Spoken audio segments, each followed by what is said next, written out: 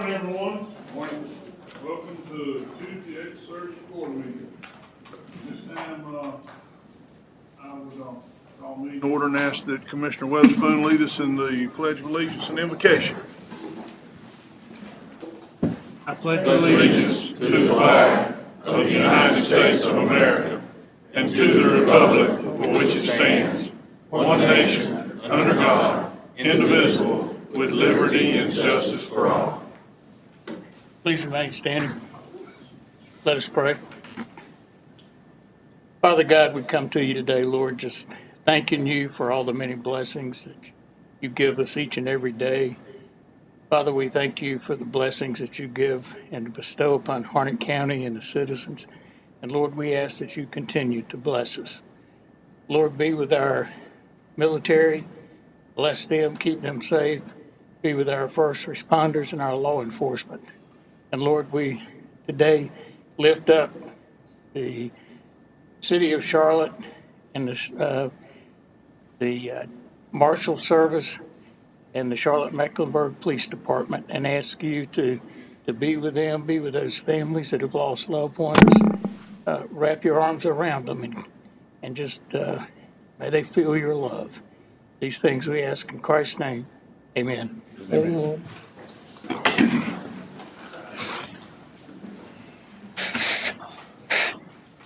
All right, we'll go into item number 3, discuss a request for the approval of sole source for Guard 1 from Cornerstone Detention Products.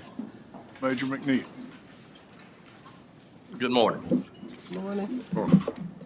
The state jail regulations require our staff in the detention to make rounds in the pods and check on our inmates twice during an hour. They require us to maintain records of some type to be able to review those rounds to ensure that we're following the regulations. For the past 15 years, we have been using a system that was put in place at construction to make those rounds. It failed. The computer system software failed a few weeks ago, and we started looking at a replacement because the system we have, 15 years old, software outdated, so we could not repair it. So we started looking around for different products. We demoed and reviewed a couple of products. We ended up with our choice is Guard 1, which is sold and maintained by Cornerstone Detention Corporation. Cornerstone is presently our maintenance for all the components in the jail. They've been our main maintenance company for the past 15 years. So with purchasing it from Cornerstone, we would maintain that cooperation among all systems within the sheriff's office. They would maintain that system just as they've maintained the previous system. We've looked at cost. Guard 1 is less funds is needed to purchase that than some of the other products on the market. So so we can maintain that Cornerstone services all our components in the jail. We're asking for permission to purchase Guard 1 from Cornerstone as a sole source purchase.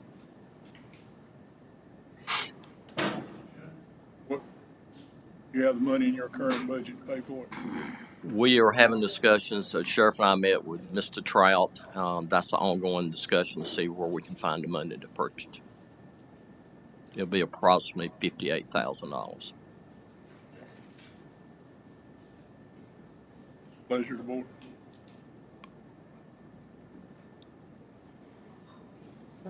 I think we should approve. Okay. Madam Clerk, put that on the consent agenda for next week. Okay, item number 4, discuss a request for the approval of the Harnett County Detention Center 2024 health plan. Each year we have to review and get approval for a health plan for our detention center. Southern Health Partners is our contract company that provides that service. We modified this year's plan to include the MOUD assisted medication treatment that we're starting this year. So that plan, the health plan, was reviewed by Southern Health Partners, Ms. Johnson with the health department, and Sheriff Coates. They've all signed off on the plan, and now we ask and approval from the board to implement the plan. Board. Consent agenda, Madam Clerk. Thank you. Mayor. Mr. Matthews. Discuss a request to accept the Ag Venture grant in the amount of $5,950 to purchase a raised bed mulch layer. Good morning, Commissioners. Hope you all are doing well this morning. I'm here this morning to just ask for permission to receive the Ag Ventures community grant that was submitted by Selena McCoy, our horticulture agent. This equipment will be used to help current and new and beginning farmers in their operations. It will be kept at the office and use that. It does require a 15% match, which we already have the funds for that in their in our budget for that. Okay. Questions from Mr. Matthews? What are some of the things you're gonna be using these funds for? Pardon me? What are some of the things you're gonna be using these funds for? They will be used to purchase a trailer for the equipment to go on. The raised bed mulch layer is a piece of equipment. It will be used for, it lays plastic. It also has a fertilizer and a fertilizer applicator, and also irrigation pipe installation. So it's one piece of equipment that will put these raised beds in, put the fertilizer down, and the irrigation system in. It'll be used for some of our new and upcoming cut flower production, small fruit production, and produce as well. Sound like it's much needed. Yes. Okay. Consent board. Yes, Consent agenda, Madam Clerk. Thank you, Mr. Matthews. Thank you. All right, discuss a request to purchase a industrial shredder for the Dunn Irwin landfill. Mr. Bean. Yes, good morning, Mr. Chairman, members of the board. Here to request approval for the purchase of an industrial shredder for Dunn Irwin landfill.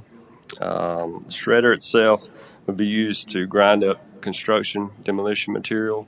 It also grinds up tires, mattresses, those type things, and extracts the metal out of it as it's going through the process. This is like a tub grinder. It's not a tub grinder, but it's very similar to. In that same concept of it has a huge hopper. It's fed by a track hoe and that type thing. Basically, by doing this, we're going to be able to increase our compaction rate at the landfill itself, thus saving a lot of airspace. And airspace is like gold at a landfill. So this will prolong the life of our landfill. I think it would be a great return on our investment. I've spoke to some colleagues that are using these already at several landfills. They say they're paying for themselves within a year or two. I don't know if that sounds a little bit too good to be true, but they are very beneficial. It saves, it aids in the way that we collect the trash, in that the customers coming in, we would have a staging area for that. So it would be more user-friendly for our users as well.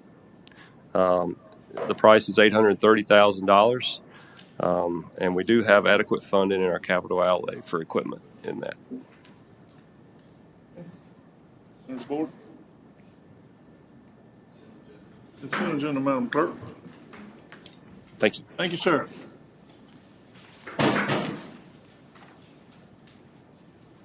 Okay, Mr. Locklear, discuss a request for qualifications for on-call transportation planning, sir. Thank you, Mr. Chairman, members of the board. As you remember earlier, actually late of last year, we talked about the idea of increasing the way that when we review developments, taking a better approach when it comes to our transportation needs for the county. Obviously, we depend on DOT for a lot of those things, and we've been going along pretty well through the years.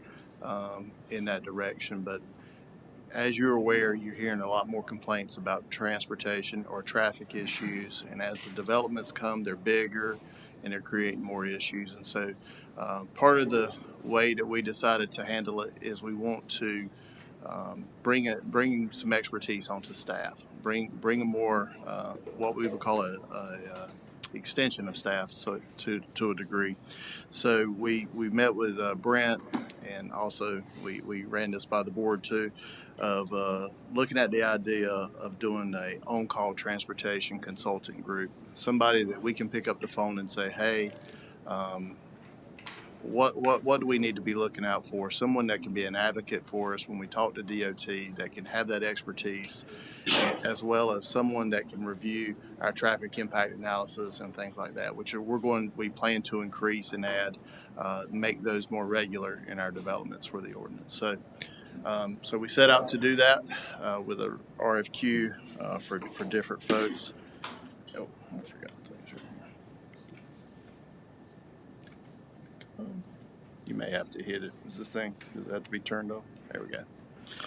And in our scope of work, we basically asked folks that were told the firms that we're looking for someone that would review traffic impact analysis, look at development review on a case by case, manage our grant projects such as LAP grants and things like that. As you know, we are members now of FAMPO and CAMPO, so we should have more access to more transportation grants than we've ever had. And it's going to help to have someone that can help us with those proposals and submitting those grants and make them more competitive. And then also attend our public meetings. Someone that when the public has questions, we can bring an expert on our end for these highly controversial cases, and let not only the public but you all and the boards know exactly what it could be, and provide that expertise on that side of it as well. And then also, as I mentioned, serve as an on-call transportation advisor. So if staff's looking at a project, then they can call those folks. We had 6 firms that responded. They were all very good firms and provided really good information. And from the initial 6, we decided that we wanted to interview 4 of those folks, which is Kittleson and Associates, Bolton and Mink, KCI Associates, and LJB Engineering. The firms were based on the expertise and the qualification statements that they provided with that, and as I mentioned, they were very good. We came up with some questions that we asked each firm during the interview process, and those dealt with experience. We asked for their experience applying and administering transportation grants, experience providing transportation services, methods the firm will use to advocate for the county, experience writing transportation text amendments, how available they would be for daily communication and operate as an extension of staff, the availability for required public hearings, and then last, we talked about how they would do the billing and the details that were associated with how that would work and function on a daily basis. Through that process, we performed a scoring mechanism that we scored each group, and in the end, we decided that it was all super close. I mean, I didn't provide that, but what the actual scores were, but they were very close for the most part. In the end, we decided to go with LJB Engineering. Their advantages over the others, they were knowledgeable about the STEP scoring procedures. That's with DOT, and how we can hopefully get our projects to score better in that process when we go through the spot process, and then hopefully get them funded and get them built. Honestly, experience with working with CAMPO and FAMPO, experience obtaining LAP grants, experience with transportation projects in Harney County, experience in development review, including TIAs, and then direct contact serves as the chief operating officer for the firm. So Mike Zaraski with that firm, we've known him through the years. He would actually be our direct contact. Mike is a member of the Johnston County Planning Board, and if I'm being perfectly honest, he knows exactly some of the growth issues where he's seeing some of the growth issues, and he was able to just really talk to us in that way. And so we felt like it would be a good fit for those folks. Like I said, we had really good applicants all the way around, but in the end, we decided to go with this, with LJP. I'm available for any questions. I have a question. Will this be a service that you're providing for the whole county or just Yes. certain section of the county? No, ma'am, it would be for the whole, For the whole all the county. parts of, All all the parts of the county that in our jurisdiction. Obviously, Okay. the towns would be on their own. Okay. But this would just be for us, for the whole county. And just so you know, too, we anticipate a lot of these. We learned a lot during this process, and we still have a lot to learn. But the traffic impact analysis, we've added it to the upcoming budget. We assume for those to be a pass along or a pass through to the developer. So if they're required to do it, that review, whatever it costs, that'll be on the developers to have to pay for that from these folks. And there's well, like I said, we still got some moving parts. We got to work all that out. But this is kind of the first step to start working with these folks and figure that out.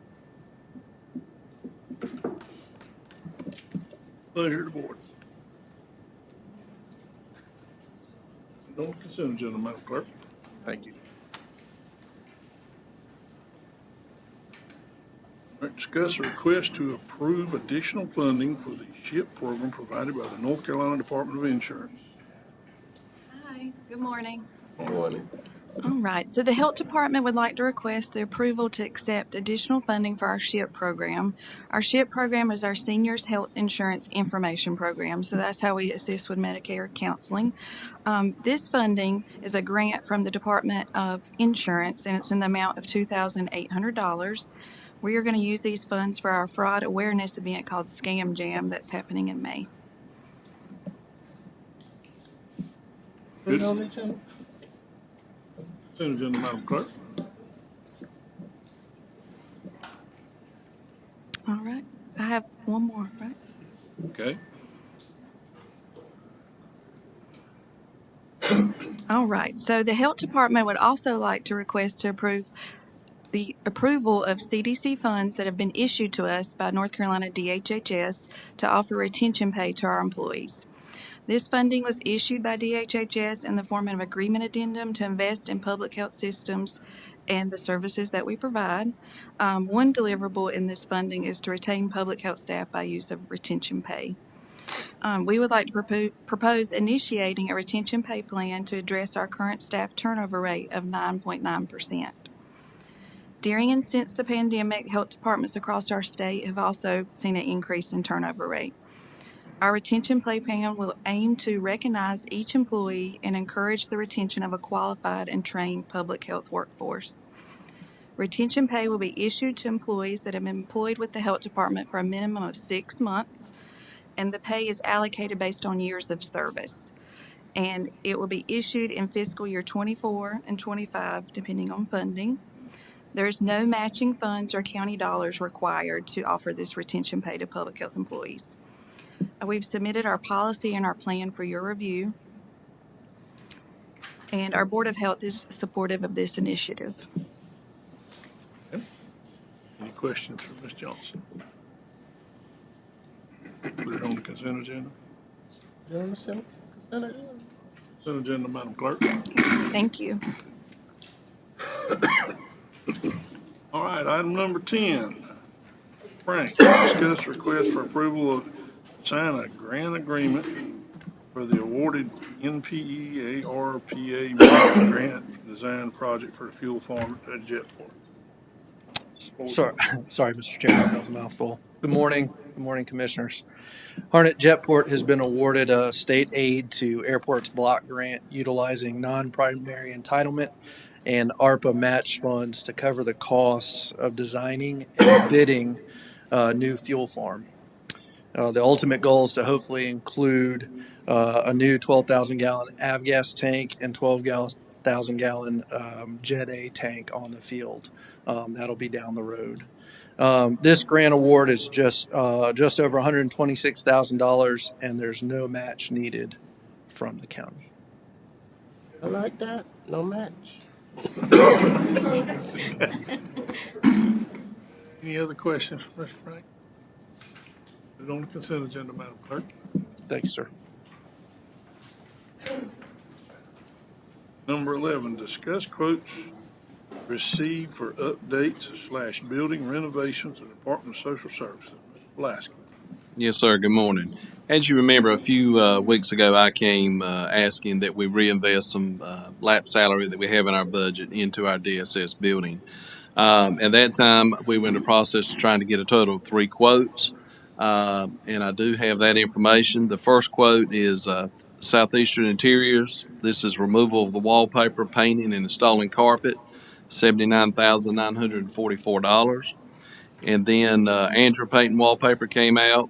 I have 2 quotes from them. The first quote is installing carpet, and then the painting. The painting includes just gluing some of the wallpaper where it's separating, not removing it all, and just removing in some areas.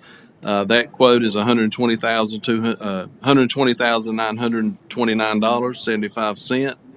And then if they were to come in, install a carpet, remove all the wallpaper, their quote is $186,199.75. Also, I contacted Michael Clayton Painting, gentleman's out of Coates. He would remove the wallpaper and do the painting, $28,128. And then I contacted another gentleman, Marty's Flooring. He initially came in, measured the building, tried to get up with him 2 or 3 times. He finally replied back and said that the job was actually too large for his company. I talked to Renee in finance, and she said that I made a diligent effort to get the required quotes. So, I'm asking if the board would support us and allow us to move forward with this project.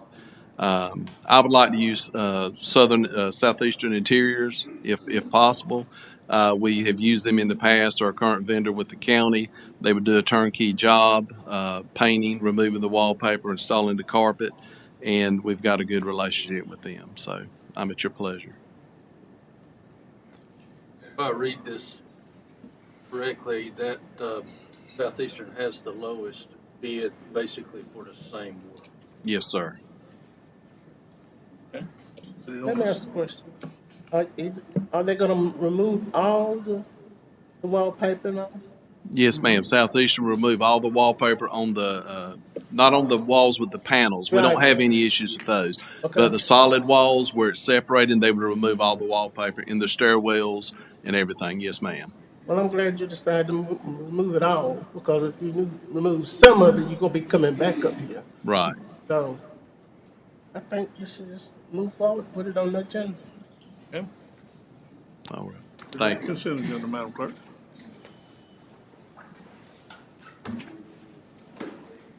Mr. Appel, discuss a request to approve a resolution to direct the expenditure of opioid settlement funds.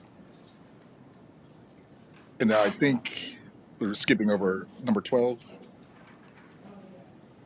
Discuss a memorandum of understanding between the county and the county board of Sorry, elections. you got me for a minute, so I'll Yeah. go over a number of these items. I So have to skip at least one per meeting. the MOU with the Board of Elections. So Claire Jones went to a recent conference, and based on a conference, it was suggested, not legally required, but suggested that boards of elections and county boards have an MOU to lay out an understanding of how to treat Board of Elections employees and how personnel ordinances would apply to them.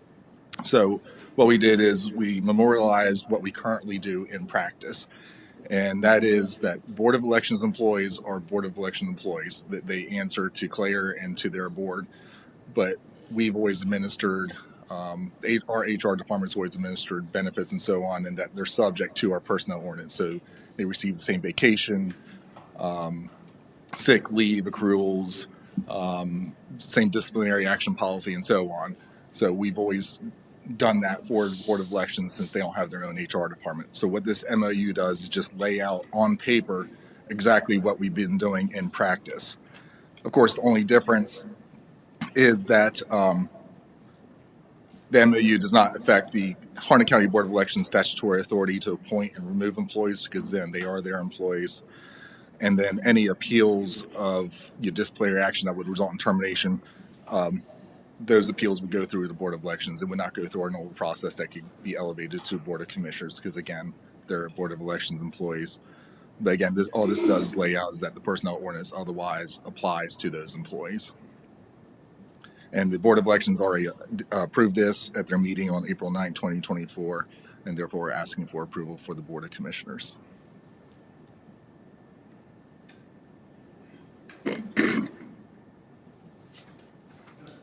Consent agenda, Madam Clerk. Okay. Go ahead with your next one, Mr. Pale. Yes, sir. This is a resolution to direct expenditure of opioid settlement funds. I first want to talk about a new process we implemented, and very happy and excited that with the opioid task force operating now, is we've developed a process for allocating funds. So that is we have 3 subcommittees, and if a subcommittee can make a recommendation for funding, that would be vetted by the executive committee. The executive committee consists of myself and Coley, and then the other individuals who lead the various subcommittees. And so it goes to the executive committee to be vetted and approved, and then presented at the opioid task force for an official vote.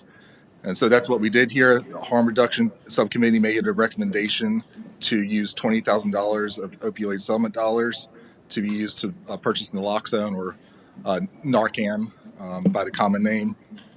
So they made that recommendation to the executive committee. Executive committee vetted it and approved.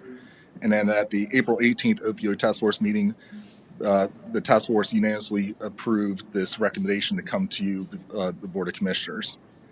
So again, this is a $20,000 allocation, non-recurring allocation. It'd just be for 1 year beginning July 1 and would expire June 30th, 2025.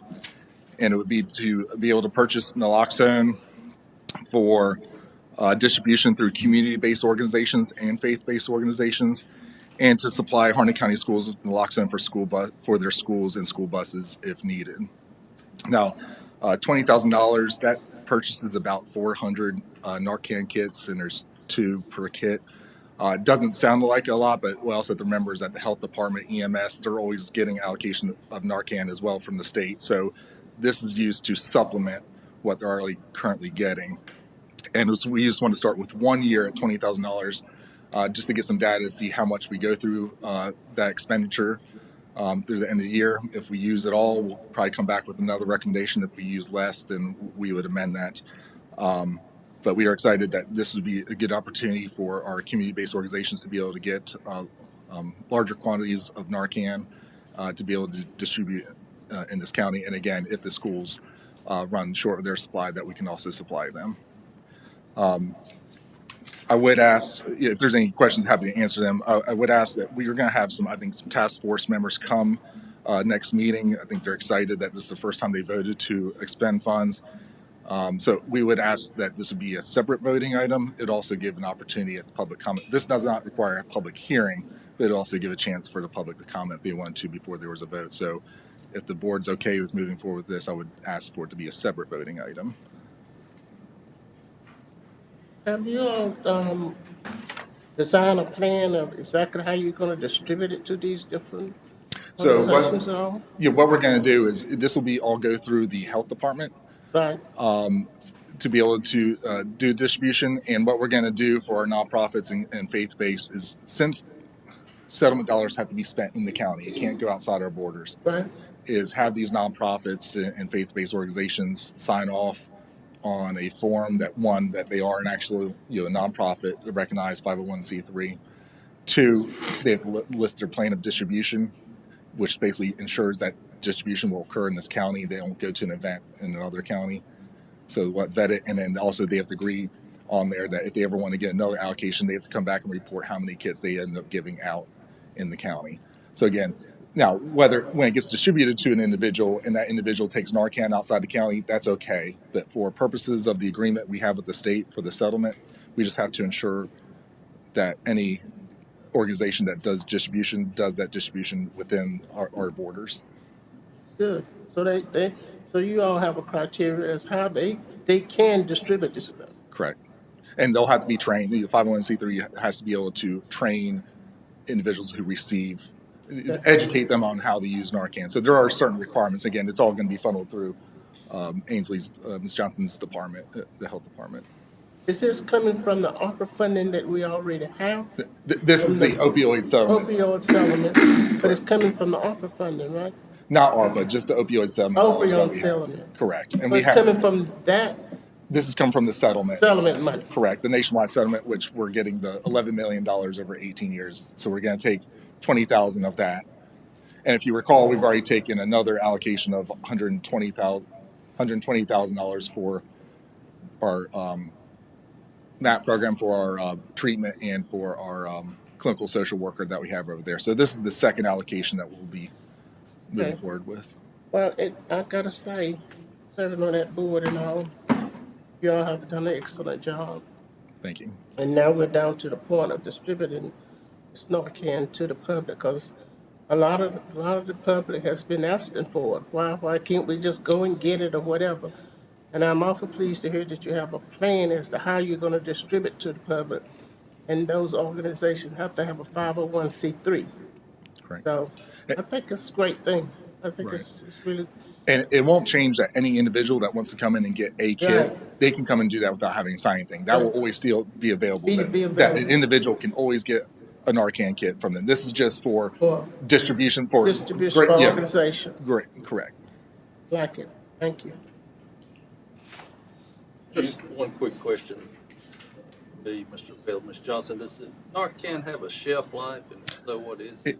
It's, I think officially it's 2 years, although they are starting to extend it, I think, up to 3 years. Right now it's 2 years, but they're looking at They're- Right. It has a long shelf life, but it has 2 years. Okay, sounds good. Thank you. And that was the one thing we brought up if we give it to the school system is every year, trading back in and giving EMS or whoever may use it before it expires. So the whole goal is don't let the stuff expire, just sit it on the shelf. Thank you. Anything else from Mr. O'Pay? Mr. Pivot, I understand you right, you want this as a separate line item? Yeah, if you don't mind, because I do think we have some task force members that wanted to be present for the first allocation that they got to take a part of. Madam Clerk, if you would make it so. Okay. So, Item number 14. yes, sir. Bennett Lane. If you all recall, we've already done a couple of these hazard mitigation properties deeds. Last year, there were 3 properties that went through this program. And what it is a property that's been affected by previous hurricanes. And there's a grant with the state that allows them to pay the landowner to deed the property over, and the county would take the deed over. So this is the final property. They were finally able to move forward with the closing on this property at 78 Bennett Lane. It would be subject to the same deed restrictions of the other 2 properties, and that is essentially that has to remain undeveloped. Can't put any permanent structures on there. You can still use it for other items, but just no permanent structures, no houses or anything, because it is in a flood-prone zone. Again, just asking that we accept this deed for this hazard mitigation property like we did the other 2 properties that you have already accepted.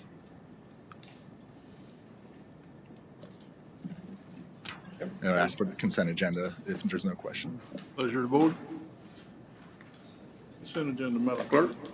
Okay. Okay, number 15, discuss a land lease agreement with the Hornet Aero Associates. Mr. Bell again. Yes, Commissioners. So this is a new lease on a ground lease on an existing hangar. It's a T hangar that currently exists at our airport. Hornet Aero Associates they're the ones who built this hangar. Just the lease happened to expire. And talking with the county leadership and Greg, we didn't have a need to take this hangar over. We were okay with leasing it back out for another short term. And so what this lease would be is for an initial 5-year term with 2 5-year renewals. So essentially a 15-year ground lease that would be effective January 1 of this year. So it would be backdated to this year. The rent would be $1,550 per year. And at the end of the 3rd year, increase the lesser of 3% or CPI, and then increase every 2 years from there. That $1,500 is in line with our other leases that I've brought to you recently, based on the square footage and the age of the hangar. So it's right in line with what we should be charging for a ground lease for this type of hangar. Therefore, I'd just be asking that we allow Harnett Aero to release to up their lease for their hangar that they built for this 15-year term. Consent agenda. Put it on the consent agenda, Madam Clerk. Thank you. All right, item number 16, Mr. Price. Discuss the Department of Social Services second floor upfit.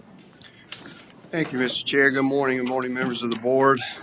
So as you're well aware, the second floor was constructed a couple years ago. So what we're doing now is going out for bid to upfit the second floor. It's well needed as far as the space for Paul and DSS.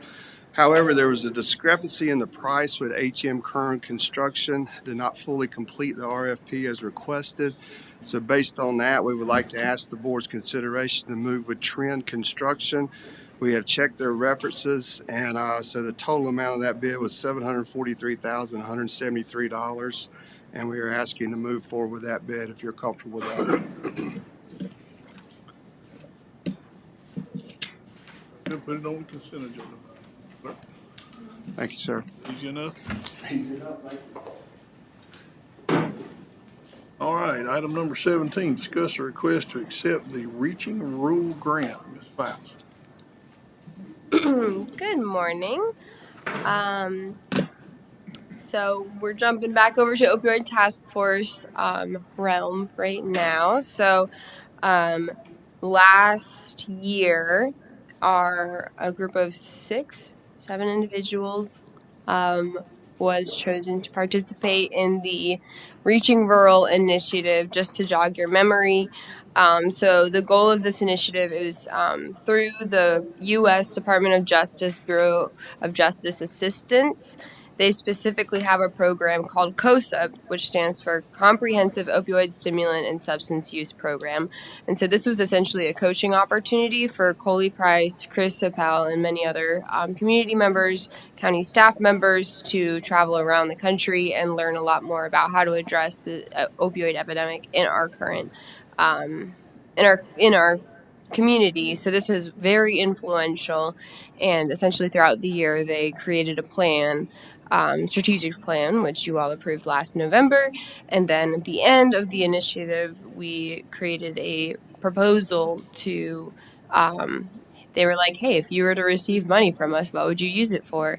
And so we created a plan to use this money for the for the salary and benefits of our jail reentry navigator, Scarlett Abunada. She was recently hired, and her role is working with the jail to coordinate care and make sure that people who are experiencing opioid use disorder in the jail are being adequately cared for within the jail, and also connected to resources once they leave the jail. So I am here before you to request the request that you accept the funds that we were awarded, which would be $98,000. This is roughly 1 year of Scarlett's salary and benefits as well. This would be specifically to help oversee the MAT-MOUD program, which is medicated assisted treatment and medications for opioid use disorder in the Harnett County Detention Center. And also authorize the county manager to sign this agreement with the Institute of Intergovernmental Research, who is it's an agency of the United States, COSUP, everything. Okay.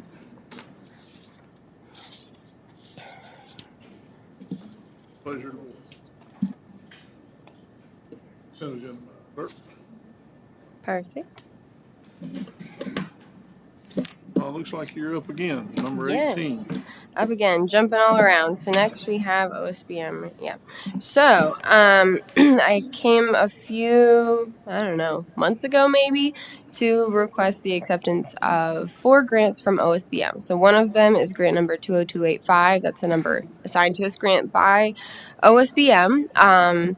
So the NC Office of State Budget and Management gave us $1.15 million to then pass along to 40 subrecipients in the local community, 9 of which are internal entities. So That includes our Jetport, our Register of Deeds office, our animal shelter, and then 31 of these subrecipients determined by Senator Bergen are external subrecipients. So I am asking for your approval of this list of total 40 subrecipients today as decided by Jim Bergen.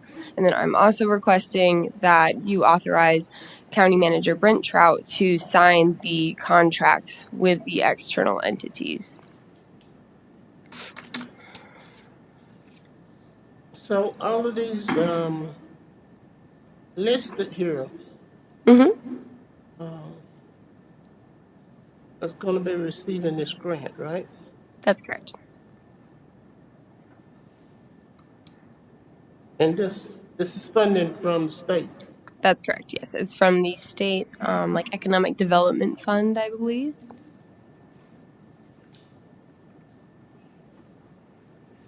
The award term was the previous July through June of 2025, so they'll have about a year at this point to spend it. From July 23rd the previous July. Yeah, so that's when the award term began, so they can backdate expenses to that, so that they've incurred since July 1st of last year, but they will be receiving the money upon approval of this and execution of contracts. Who determined these? Who determined what organization will receive this money? State Senator Jim Bergen. Senator Jim Bergen. This looked like a list that I sent to him. Was it 2 years ago? It's similar. It's very similar the same list that I sent to him 2 years ago, right? It's very similar to the round of funding that went out last year. Some new ones, some. I got you, and I just wanted to recognize. I recognize the list, and I want to know what I'm sitting there voting on. Oh yeah. This money came down from 2023. I know. You're right. It's the same list. It's the same list. That's what I'm saying. There's no one has been added to the list. Yeah, mostly the same. We do have some new subrecipients, Western Area Recreation, Western Harnett at the very bottom. Sorry, I can't remember the name. Western Harnett Recreation Association. So they're receiving some funds to make sure the western part of the county is receiving that. I can't remember off the top of my head who else is new, but yeah, very similar. I'm not going to argue about it because it seems like it's a list of nonprofit organizations that we as the county had dropped funding. So I think it's a great thing. Absolutely. Consent agenda. Yeah. Consent agenda, Madam Clerk. Okay. All right, Ms. Fouts, you're up again. I've got one more. So just wanted to provide already time for another quarterly ARPA update. I do have an updated spreadsheet that I'm going to pass out. The only difference between this and what's in the agenda packet is I added at the bottom, we've accumulated roughly $1 million of interest on our ARPA funds. I'm going to pass this out.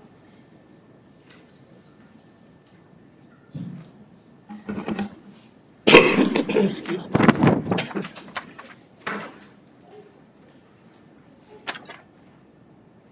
Is this the list?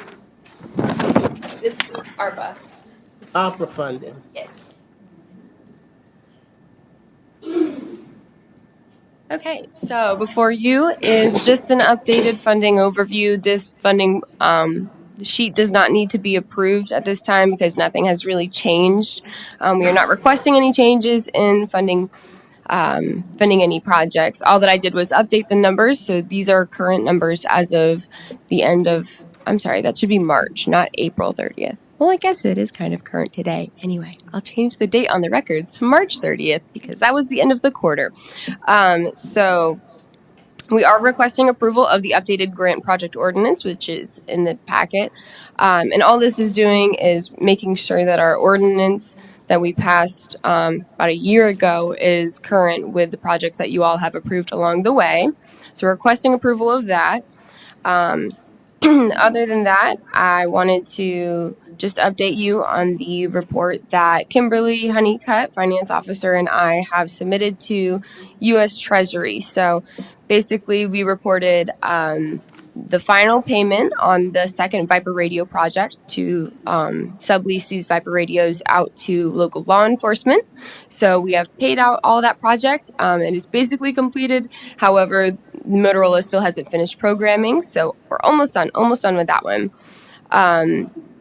We have also reported 2 new projects as officially obligated in the eyes of Treasury. So you all approved the GREAT grant with Brightspeed, and you also approved $5 million to be allocated to the wastewater treatment update, the North Harnett wastewater treatment plant.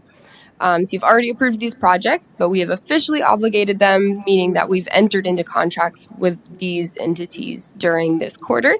So we have reported those as obligated. Are there any further questions about ARPA funds at this time? What do you mean by displaced funding? So displaced funding, so that would be the $10 million, which was the standard allowance. We received $26.4 million total, and of that $26.4-ish million, U.S. Treasury allowed us to claim up to $10 million as lost revenue, and so that would be revenue we could have made during the pandemic, but due to the pandemic, we did not receive that money. So Treasury has allowed us to take that $10 million, reimburse. What we ended up doing with it was we reimbursed the public safety salaries during the pandemic up to $10 million. So now essentially that $10 million has become general fund money, and we have no time restrictions on it. There are no usage restrictions. There are no reporting requirements. That said, we are able to fund all of these, the list of blue projects down there, we are able to fund all of those projects with that $10 million free of federal restrictions. So, so you are now eligible to fund all of these projects down here where you got listed, no displaced funding. Correct. All the projects named under this list, even DSNS second floor uplift, all of that goes into that, right? That's correct, yeah. DSS was originally in the top section. We were originally going to use ARPA eligible funds for that, but we weren't sure how the GREAT grants were going to play out, and so we ended up bumping that one down to lost revenue replacement, just so we would make sure that we have enough funds, ARPA eligible funds, for the GREAT grant, for the CAB grant. So this funding for the Riverside project is still there? Absolutely, yep. It's in the bottom somewhere. I see it here. I Yes. just want to make sure. Yep, and so you can see we have the allocated, obligated. Obligated is just what we've signed a contract for. So in that allocated column, that is the amount that we still have allocated. Okay, I got you. I just want to understand it. Yeah. I understand it, but I'm pushing that. It's a lot. It's a lot to digest. Yeah, So I want to make sure. I do think that all of these organizations deserve the funding, so I don't have no problem with it. Put it on there. That's just me. I would like to ask a question about the ARPA eligible projects that I probably have been told at one time, but if you could refresh my memory. These 2 GREAT grants, or the GREAT grant 2, I guess, and the CAB grant, that we're awaiting word on, when is that anticipated? ideally before December 31st of this year. So we have a deadline to obligate. We have a deadline to sign a contract for those 2 grants by December 31st of 2024. So the NCDIT has been making announcements on those over the last few months. So Mr. Trout, maybe you have a better idea, but I would say hopefully sometime this summer. Yes, I believe that this summer we should hear on those. They've done the first round, and I would say they probably have, that did about 8 different counties, and I think there are 41 that were eligible. And so we would expect that they'll do announcements here in the near future. We had a number of entities that provide service in our county that submitted an application, so we fully expect that we will receive a CAB grant. Because of the issues that occurred with Cloudwise's application, our second GREAT grant has been held up, and they're waiting to see whether or not they'll give us a second GREAT grant, because that project is really closed already. If they don't give us a second GREAT grant, we intend to roll the $375,000 we have for GREAT grant into CAB. That's allowed. And that will then increase our match, which will then increase the amount that the state will give us for funding for a broadband project. And that was going to be my ultimate question, I guess. If we don't get awarded this grant, are we able to pivot? Do we have another Yeah, project? and then our final pivot, an option B there, if we're not able to move it into CAB, is that the project cost for the wastewater treatment plant is 100 and some million, 104 million. And so our match that we pulled out of here was 5. We can supplement that amount with whatever isn't obligated, we will obligate by the end of the year. Take a vote by this board to obligate it towards that project. So that will clean up to make sure that all of our 16 million in this category is obligated by the appropriate deadline. Sounds good. I appreciate you sharing that plan. I just want to make sure we don't send any of it back. Absolutely. Consent agenda? Consent agenda, Madam Clerk. Thank you. All right, Mr. Barrington. Economic Development Quarterly Update. Thank you very much. You'll see pretty much what I'm going to speak to right in front of you. We would have Jade Stone, our new office manager, here, but she's in training at this point, so we'll bring her to another meeting. Just want to highlight a few things on this first page. One, we've seen an uptick in the active projects that we have been working on since January. Likewise, we've also seen an uptick in the available industrial buildings and sites. Do want to highlight a couple of things. Over the Study Run Industrial Park in Dunn, North Carolina, they're bringing to the market a new 40,000 square foot metal building, and that's included on this number. As it relates to the sites itself, while these are available, most of them are not market ready from our standpoint in terms of having their due diligence completed and or having them site cleared, et cetera. But they are available, and we are promoting these sites. Going down a little further with the product development, just want to highlight a few different things. The partnership was able to update all the due diligence with the Edgerton Industrial Park by the early March, which was a good thing. Prior to that, it was in early mid 2000s that they were updated. So we needed those updated. We also needed those updated for grants, such as Golden Leaf grants, things as such. On the next line, you'll see where we submitted a grant for Golden Leaf. We had not heard anything about that. Thus, we're thinking that they would ask us to come back in the fall to resubmit once we can work with the partnership on a couple of organizational pieces. At the end of last week, we did hear from them. They are coming out this week to look at the property. They still could ask us to resubmit in the fall, but they are coming out to look at the property itself, which is a good sign for us. On the second page, as it relates to the project that you're working on with the development company in Dunn, they are in the due diligence period. Things are moving well. There are no hiccups at this point, and they will still look to close in the summer. Between this project that you're working on and another LOI by a private sector and on another piece of property, once those are both completed, you'll have 2.1 million square feet of new space, building space, and that's pretty significant for our purposes in terms of having product to promote. Larger space and good size space itself, and then with the Stony Run Industrial Park, a smaller size space as well. So we're trying to hit it from all levels. They want to let you know, and I put this in the in the document itself. We were on a short list of one project just over the last few months, and it was an India manufacturer looking to come here. $75 million investment, 90 jobs, give or take. It was a good exercise, but we lost that opportunity because of the buildable acreage. At the end of the day, we could not control that. We had what we had, but did bring that up specifically just to let you know that if we have the product, we can get in the game. really below what you'll see is a lot of just very different activities that we have been involved in, lots of different engagement activities. We did provide a developer over in the Irwin area kind of an economic analysis report based on the Millside project that they're working on, right beside the Central Carolina Industrial Park. Do you have any questions?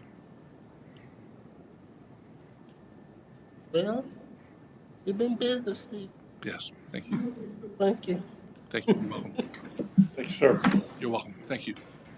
All right. Number 21, discuss a request to approve a resolution authorizing the establishment of a banking relationship with First Citizens Bank for the investment of idle funds. Ms. Honeycomb. I have several on there, so I'm just gonna stand here and look at you. Floor's yours. Because it'll make it easier for me. Apologize. So what you have before you is a request to approve, basically it's a resolution agreement for the county to enter into financial investment activity with First Citizens Bank. I know I've been before you on 2 previous occasions to approve or authorize me to be able to engage activity with financial institutions. Reason I'm doing that is I'm trying to take advantage of the interest environment as well as to invest the county's idle funds. Previously, what I've brought before you has been what I would call daily liquidity, immediate liquidity, high interest earnings, but also very safe. This product that I would like to put before you creates a relationship with First Citizens Bank. And what I'm looking at there is some more long-term investments. So where we have our debt fund, we have debt that we have not yet issued, but that money we can secure a longer investment. And hopefully if the interest rates do go down, everyone's kind of watching, we can kind of safeguard against any kind of downturn. So this is more of a long-term investment where we will have those funds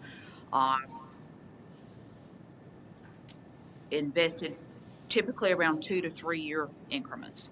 So I lost my thought for just a second. So, you know, it's basically just giving me permission to engage with the bank.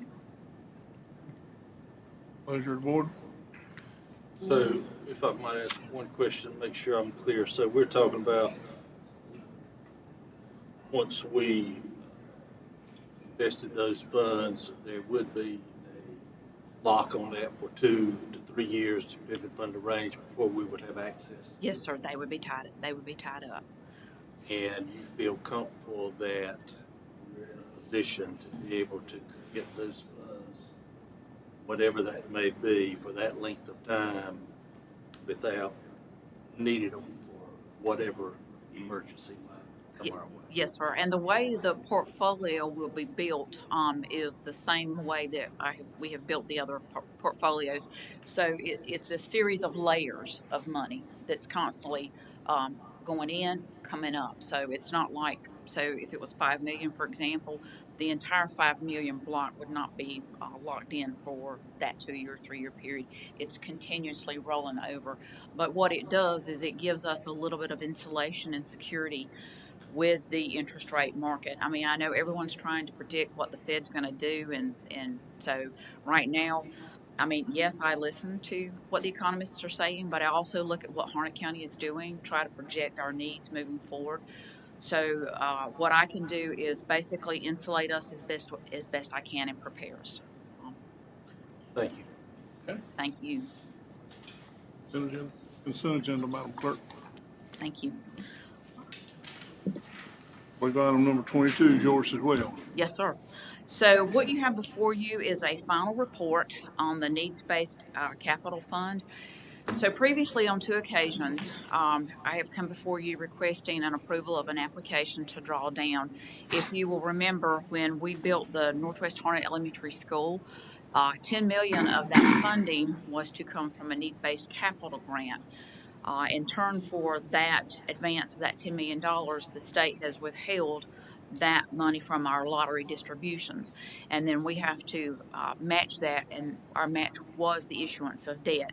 So we have drawn down those expenses on 2 occasions, and as required, we have to do a final report. And I understand that the Board of Education will be reviewing the application because it does require a review and approval of both boards, the Board of Education and you as the county commissioners. And it will be on their May 6th board meeting as well. Questions, Ms. Honeycutt, on that? Consent agenda, Madam Clerk. Right. Okay, your quarterly update. Yes, sir. So, before the meeting, I handed out a few items that I wanted to kind of put in front of you so you could kind of see it. One of the first documents that I gave you, and it's not on the overhead, I apologize, is for just my standard quarterly review. Each year I come to you with a quarterly review. This is the 3rd quarter of the county financial review. What I have done is I've tried to give you a summary. This actual financial transparency that we put online is about 38 pages long, and I have given you just the excerpts of the general fund, Harnett Regional, and solid waste. With the exception of ARPA, those are our 3 major funds. I've given you a summary of my talking points, and basically at this point, with this being the 3rd quarter of the year, I can say that our budget is going well. Expenses are relatively in line. Matter of fact, for the general fund, if you'll notice that the expense is actually less than the same period last year. The revenue is also less. So before you kind of looked at the revenue and said, oh, wait a minute, it's less, don't panic, because there is a reason for that. We are starting to see now the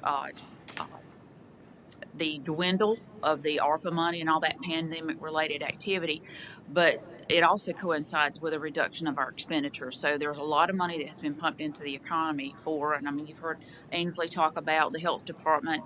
I believe probably 90% of all of our departments have received some sort of COVID or ARPA money to increase their expenditures, and those were used for what we call one-time expenses. So as that revenue dies down, the expenditure leaves as well.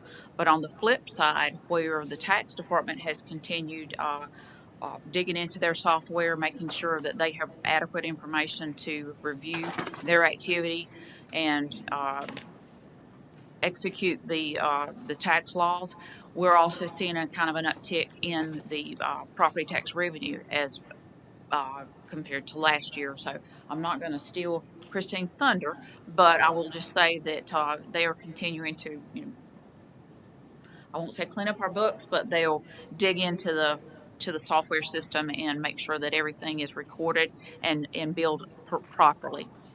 Did I get that? All right. So anyway, so just kind of wanted to look at that, and then also, if you would notice that restricted revenue is actually down 24% over last year. That's those grants that we've talked about that come in for one-time funding. The budget, like I said, everything is remaining within budget. Departments right now, the deadline for issuing encumbrances for this year's budget is tomorrow, or is that today? Today. Yeah, see, I forget. But anyway, so departments will start now taking a look at if there's anything that they need to finish out their year. We're getting ready to start dwindling down to close out our year. So there will be an uptick of spending, but that's to go ahead and make sure any invoices that have not been received from vendors, making sure that purchase orders, if they have not been fulfilled, that they are either liquidated and put to something else that we can use. So the departments are getting ready now to start closing out their fiscal year. Cash as well remains very healthy. Harnett Regional, basically everything is good with them. The one thing that I will note is that when you look at their cash balances as well as their miscellaneous income for last year, there was an entry in there, and it was just a book entry. So it makes their revenue look very low, but it's not. It's just a book entry to square up at the end of the year that we have to do. But their cash is still relatively very healthy and very strong. I will say that last year they transferred over $25 million of their local reserves to 5 capital projects. But since that time, everything has remained pretty solid. And that just goes to show that at 25 million, if Harnett Regional had to borrow that money with the interest rate environment that we're in now, it would have been a significant reduction in what they were able to do with those projects. So there again, that's where in their CIP plan, they have continued to put that money aside to be able to pay for this as they go along. Solid waste, again, same thing. Solid waste is continuing to improve their overall condition. You've heard about Chad talk about purchasing and investing in equipment that will allow them to save money for the future. So all in all, very, very positive, very healthy. So any questions? I know this is riveting, I know. So, all right, so what I want to talk about next, and I was very brief in that financial overview. Over the last two budget work sessions, budget kickoff meetings that we've had for the last 2 years, and then as we've talked off and on through various meetings, departments, etc., we have talked about the county's fund balance policy.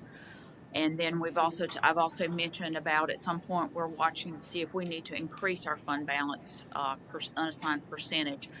So in 2012, our fiscal policy that was developed included a fund balance policy that our fund balance would not go below 15%. And as everyone is aware, the guidance is 8%. That's a recommendation, not a requirement.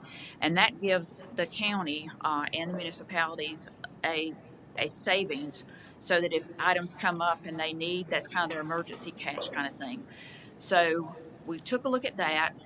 About 2 to 3 years later, the board actually approved a fund balance policy which would leave the floor at 15%, but create a capacity of 20% with a defined distribution of that 20%. We are now at a point to where I feel like we really need to look at raising that. And so to kind of illustrate what I'm talking about, I've given you a printout of the PowerPoint that's going to be overhead. And I apologize, but we're going to take it layer by layer, and I don't want to stand between us and adjournment, so I will try to be as brief as possible. And so just to give you an idea, I'm not looking for an approval, consent, or anything. I just want to put this on your radar so that as you begin the talks and the dissection of the budget request, that you will understand as there are decisions you need to make that the role that our fund balance will play in that decision. There's a lot of external things coming down. You know, everyone's talking about inflation. They're talking about the interest rate up and down. Our sales tax is still above last year, but it's not as robust as it has been. We've also heard about units, their use of those one-time ARPA funds. They actually use them for items that it looks like they're not going to be one-time funds. It's going to be reoccurring. So there's a lot of chatter on the listserv about units either looking for additional property tax increases or eliminating funds. So a lot of people where they've been using that money are now looking for, and you're going to hear that chatter everywhere. So I think this might be a good time to start this conversation. And then, like I stated, as we go into budget, you will have that at your disposal. So if you would, and I'm gonna let Melissa drive because I can't talk and click at the same time.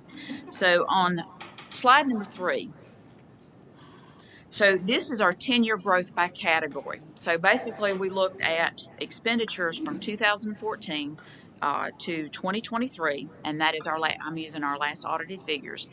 And so if you take a look at this, general government we are spending $11.92 million more over this last 10 years. Public safety is $19.29 million. Transportation is $2.11 million. Environmental protection is $0.18. Economic development is $0.24. Human services is $3.57. Culture and recreation is $2.85, education is $6.63, and debt service is $9.02. So that gives you an idea of over the last 10 years where all of this has gone, and I think it paints a very solid picture of where this county is headed. So now I would like to take that, flip to the next slide, and then show those expressed in percentages. So when you take a look at it, it looks like we have spent 205% in cultural and recreation. But when you look at the dollar amount, it's very nominal. And keep in mind that our CIP process where we set money aside to perform green space activities for human services, all of that is included in this. So projects that we've done, capital purchases, those types of things, that just shows the activity and how it's increased. And I won't read those percentages for you. So now, slide 5. We're going to take, this slide takes the actual dollar expenditures and applies the percentage increase on top of it, just to give you an idea of where all of that has gone. Like I stated, public safety, we know that we have had to address salaries due to the demand by other local units for, police officers, paramedics, public safety type positions. All of that coming out of the pandemic to meet all of that. So that kind of gives you an idea there. And then if you'll flip over to page 6, this talks about shows our total expenditures as a general government as a whole, and then shows our unassigned fund balance percentage. And if you'll notice that for years 14 and 15, our unassigned fund balance percentage was at 18 and 17. That was to coincide with the first 2 years of our fund balance policy that stated that the floor would be 15%. Then as we started to grow our expenses, to kind of I guess, as you would say, we trying to make sure that our expenses and our growth was going in the right direction. That's how we managed it with our fund balance policy. Then we increased our fund balance to the 20%. A year or two there with the pandemic, but now from 21, 22, and 23, our unassigned fund balance continues to grow. But also look at that overlaid on the expenditures. Our expenditures have continued to grow as well. And just to give you an idea, for 2022, the expenses were $142 million.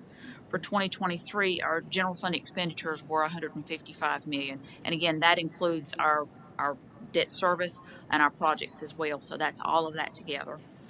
So now, if you would, slide 7.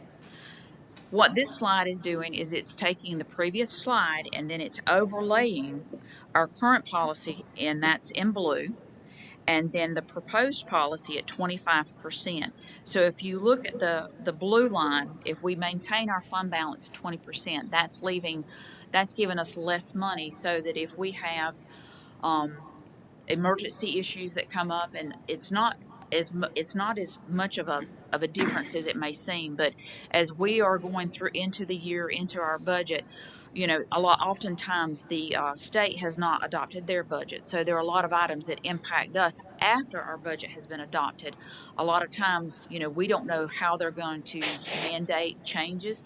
There's always changes on the horizon, but we do not know how that's going to affect us. So having that, an increased fund balance, unassigned fund balance cushion, will give you the ability to meet any emergencies, any statutory requirements that come down, without having to go back and impact your tax rate. Because once we set our tax rate, we have to live with that for the next 12 months. So what I would like to show you, or this slide is meant to show you, is that the 25% yellow line is more in line with our expenditure growth. So did I just lose everyone? I know they're still back there. I hear them, and I know this is a lot to take in. Like I stated, I don't need a decision today, but I do want you to keep in mind.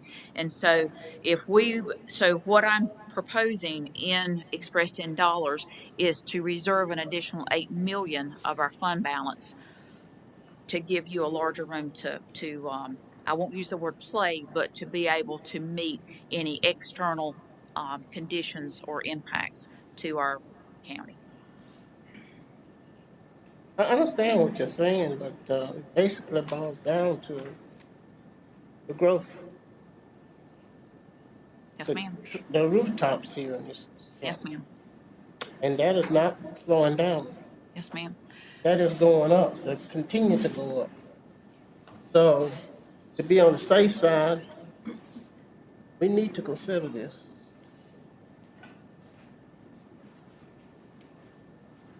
Y'all do what you want to, but I'm just telling you, I see it every day. And it's not going down, it's going up.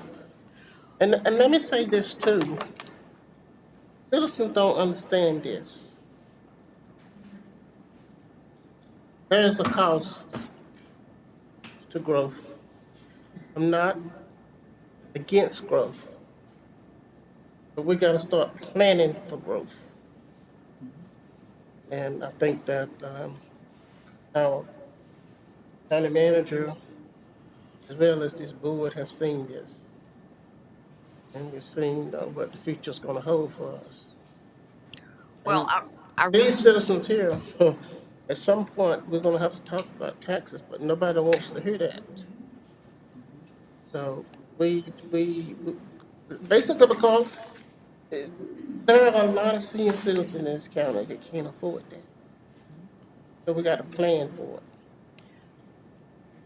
I got a question. If you go back to page 3,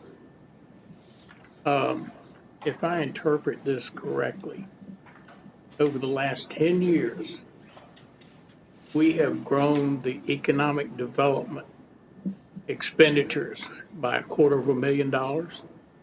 Based on this. Until we get economic development on the level it needs to be. If we do that, we don't have to talk about raising taxes. But this is atrocious. This is a travesty. And it, I mean, you know, you go page by page, the smallest amount, if you go to page 4, the percentage growth over the last 10 years, the smallest amount of growth is economic development. You want to know why we're having to depend on rooftops? That's it, right there. I mean, you've shown this today. So I will say that in preparing for this, you've often heard me say that the data doesn't lie. The data tells the story. But I also know that over the last 10 years, this county has gone from, there's a whole bucket of adjectives I could use. I don't want to offend anyone, but basically we've gone from a rural to all of a sudden everyone wants to live here because of all the land that we have. And so it's like we woke up overnight and all of a sudden we have all of this need. We call it managed growth, but also, you know, every work session and every board meeting that the 5 of you come in, even those before you in the last 10 years, it's just, there's so much going on. So how do you start applying policies and procedures and start taking a look at it? And as Alan and I were putting this together, it's all of a sudden like, you know, we started pulling out, the first thing we did was pulled out percentages. And I'm sorry, I'm not going to stand here and give you a slide that says that I've spent more in a percentage. So we applied the dollar amount so you could see over the last 10 years, that is where it's gone. But also understand that over the last 10 years, we have developed fiscal policies. We have developed procedures. We are managing this growth. But in a nutshell, what I would like for the public to understand is that the 20% line is here. Your 15 to 20 is here. And you've seen now that the expenditures that we have done have been in response to what the citizens have needed, what the economy has dictated, what outside regulatory agencies have demanded of us.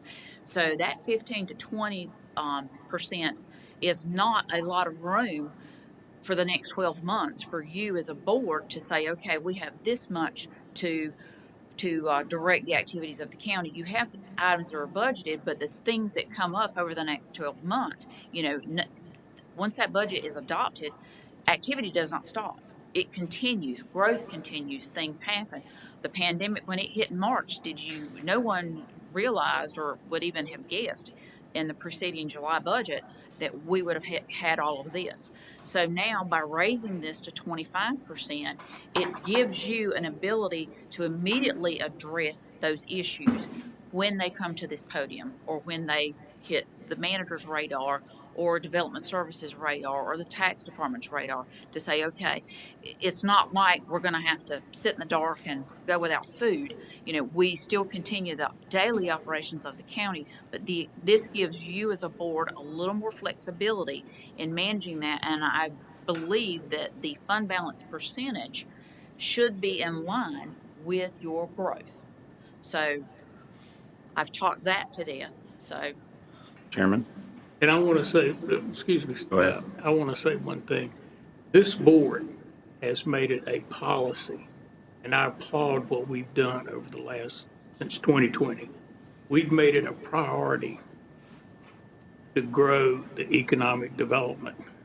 Did we make some mistakes? Yeah, I think we all can agree to that. But this board's done a good job, and I was not directing my comments at this board.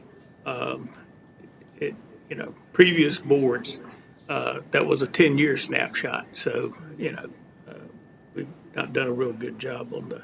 well, I tell everyone, I don't consider them mistakes. It's just a way not to do it.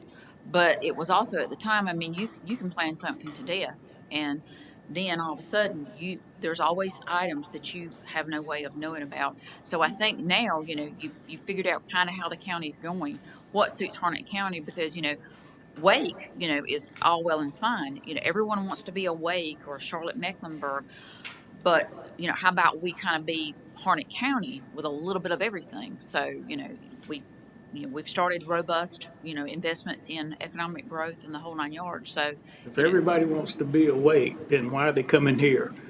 I disagree with that statement.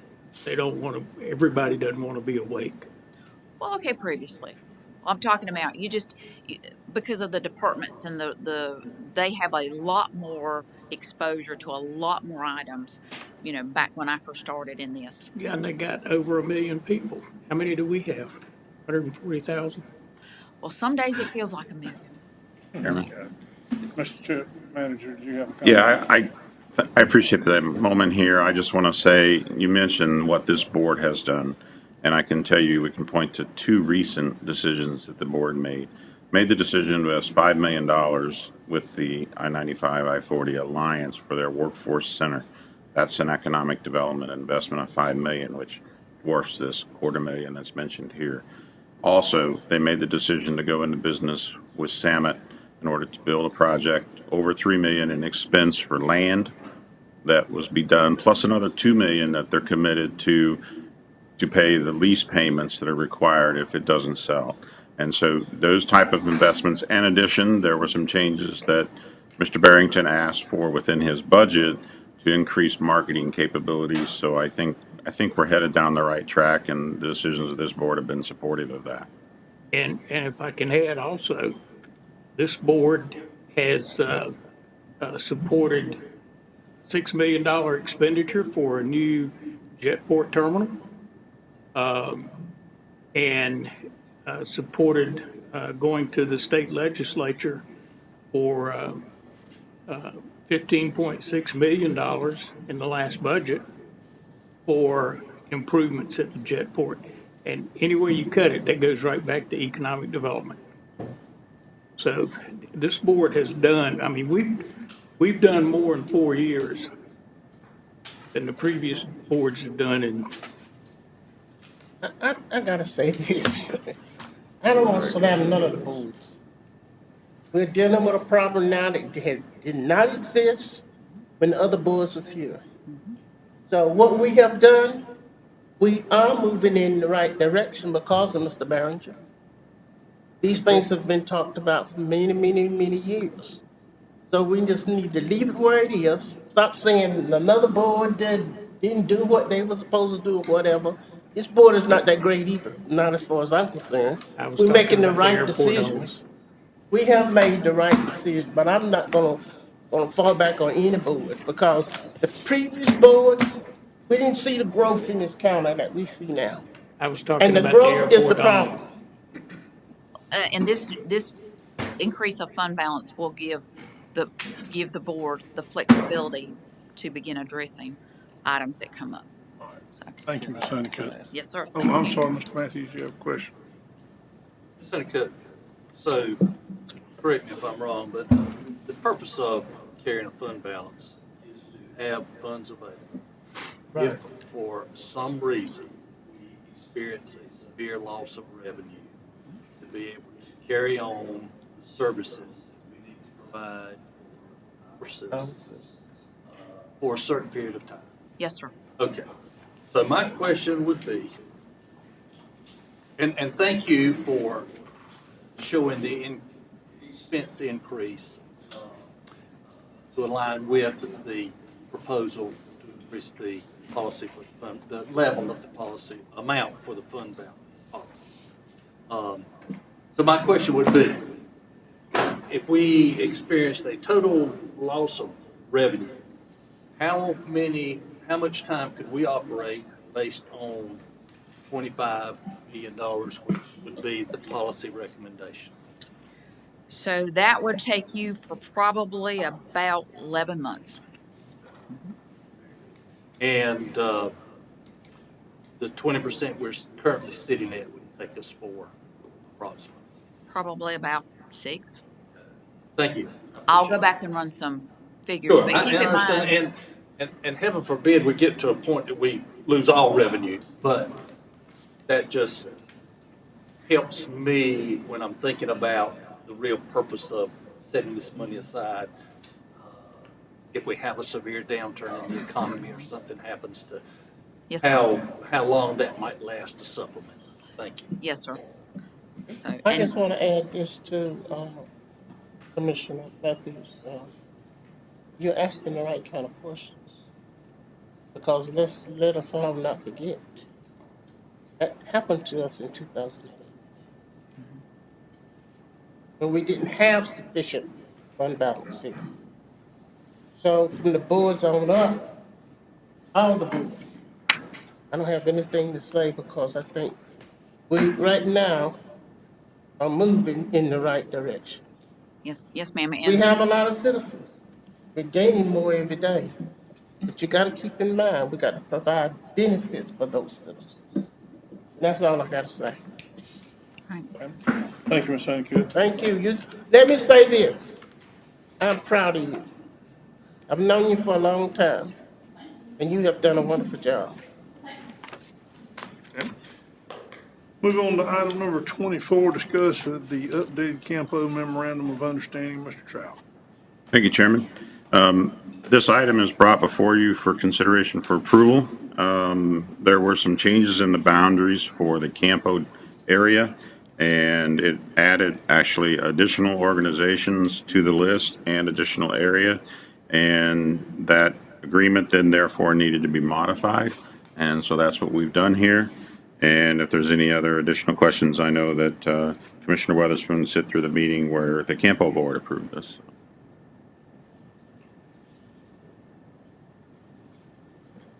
Any questions for Mr. Trout? Need this agreement added to the consent agenda? Consent agenda. Yeah, okay. Consent agenda, Madam Clerk.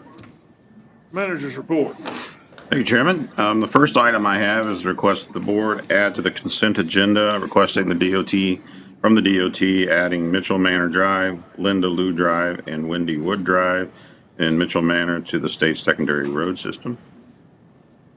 Is any of that okay to do? Go ahead and do and put that on consent? Everybody in agreement? All right, put it on consent agenda, Madam Clerk. All right, the next item I have is a report on our performance process for our staff. We are currently looking at status of December 31, March 31 of 2024, quarter 3. We have 13% of our items pending action, 58% are in process, and 29% are completed. Right now, all of our departments are in the middle of creating their business plans. Those business plans are due to the county manager's office May 30th. This is really the next step. This is getting down into more detail for each department to understand their line of business that they do and the benchmarks that they need to follow in order to see that they're being successful. We've had training, and now each department's working on developing those. We will have some consultation still with Ms. Jackson by those departments in order to be able to support that and answer any questions you may have on that. There's additional information if you look at the packet, a lot of the detail, and I won't go into it, but it's all the different tasks we've identified we're working on. Next item I have is our budget is nearly complete. We should have that out by the middle of the week. If you haven't contacted Melissa on the one-on-one or small group meeting times you're available Thursday or Friday, please do so that we can get those scheduled so that we can go through in the detail with you on the budget prior to our budget message presentation at the May 6th meeting. One quick note, we talked a little bit about economic development. They are moving to the Jetport Terminal tomorrow, May 1st. So if you're looking for them, that's where they'll be. And also on the Jetport, happy to report that we finally have all the process and steps necessary so that Mr. Brian Rayner can complete his hangar out at the Jetport. First new hangar we've had out there in many years. So excited to see him. The pad's been poured and the steel is on site. So hopefully it'll be going up soon. That's all I have, Chairman. All right. We still don't have a need for a closed session, Mr. Counselor? That's correct, no closed session. All right, this time we'll entertain a motion to adjourn. So moved, Mr. Chairman. All right, everybody, any further discussion? Hearing none, all those in favor, get up and go home.